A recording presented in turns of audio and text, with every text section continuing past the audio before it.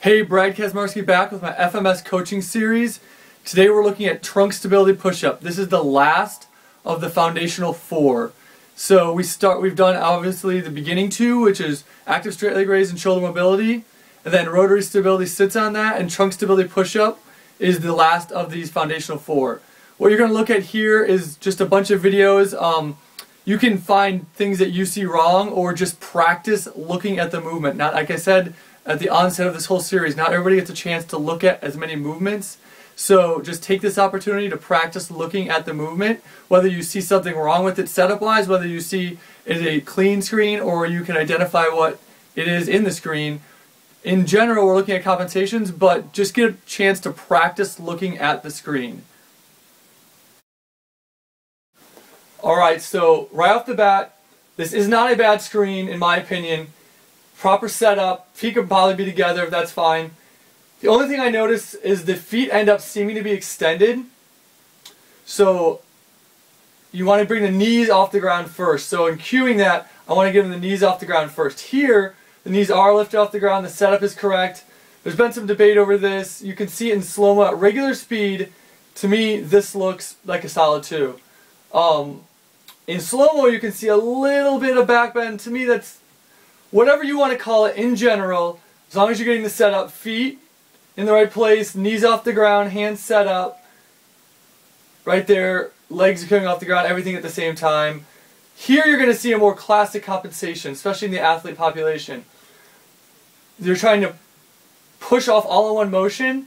The legs need to be straight, so cueing the knees to be straight up off of this, we're going to see that they're going to try to compensate the fact that they're going to naturally dip and try to push off all in one motion. So again here we need to slow this down. If you see this type of reaction to it, it's probably a compensation. Make sure the knees come up first, getting a nice stable surface, then slowly be able to control the push-up. If they can't control that push-up like that and try to make it look like all one motion, then you're seeing a compensation. Here again, a little bit of buckle in the back, not awful. Good control on the way down. Notice the difficulty. Toes up. We need to just get the legs off the ground first, get the knees off the ground. But, that's kind of what you're going to see, a standard screen. That's a very common screen. Here you're going to see an overpowered screen. See the little buckle right there? That is a very, very common thing you're going to see in athletes who can fight through it. So their first movement to fight through is kind of a buckle. Watch right off the bat. On the first push, there's a bit of a midsection buckle. Right there, and then fights his way through. Strong athletes will fight their way through this, but to me that's still a compensation pattern. Here you're going to see the ability to go through this fast. So again, we need the toes pulled up, the knees lifted up. What I've done now consistently since then is put lines on the ground. I'll take a piece of blue tape and put a line on the ground so when they draw their hands, it's not even an issue. The ability to fight through this rapidly. Again, see how the knees stay down? That's compensation. Here is an interesting case that we definitely see the midsection coming off the ground last, but look at the hands. I haven't really read anything about the hands not wanting to internally rotate like that, or I'm sorry, externally rotate, but see how the hands rotate up like that? And I know in the push-up pattern that's a compensation. If I'm looking at girls doing push-ups, that's a natural compensation to turn their hands in.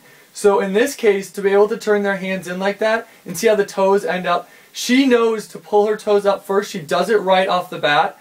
Watch, she'll pull her toes up, but by the end of it, the toes are pointed away. So to me, that's kind of an interesting tell. I don't know why that is, but in general, these are the compensations you're going to see in trunk stability push-up. So in general, these are the common compensations you're going to see in trunk stability push-up.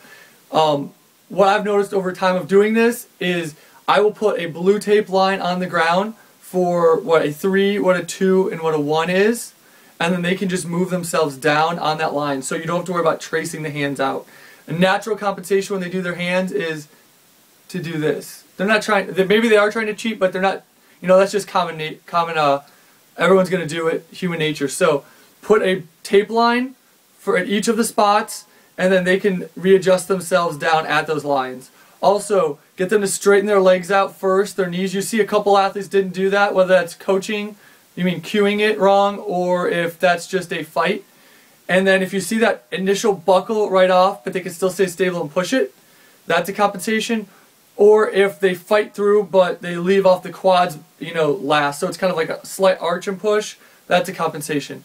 In general, these ones weren't as bad as some of the other ones have been, but you get a chance to see that if you don't get that tape line to be able to push straight off of, and you don't get the legs locked out, it's hard to see what comes off the ground first or last. So be aware of those, watch those over and over again to get a feeling for these, and this is the last of the foundational 4.